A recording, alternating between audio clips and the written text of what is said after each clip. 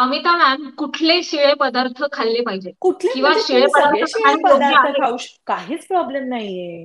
ते आपल्याकडे फ्रीज नावाचं शीतकपाट आहे ना. कशाला बनवलं ते? की आपलं अन्न जे आहे ते फुकट जाऊ नये सगळं म्हणून.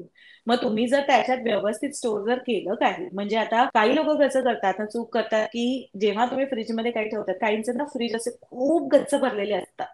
म्हणजे त्याचा जीव एवढा, त्याचं सामान एवढं असं. त्या फ्रीजची पण कपॅसिटी असते की नाही. There is a reason why they state a capacity. आणि फ्रीजची जाहिरात पण बघशील जर तू, तर त्याच्यात ते कसे करतात की त्याच्यात ती हवा अशी सर्क्युलेट होताना दाखवतात की नाही. हा. सो द हा. Circulation of cold air is very important. कारण जर ती हवा सर्क्युलेट व्हायला त्याला जागाच नसेल, ते असं पार असं असं जर त्या फ्रीजचं झालेलं असेल, तर तुम्हाला सगळीकडे ती गार हवा नीट पोचणार नाही आणि मग सगळीकडे इव्हन टेम्परेचर नाही राहत.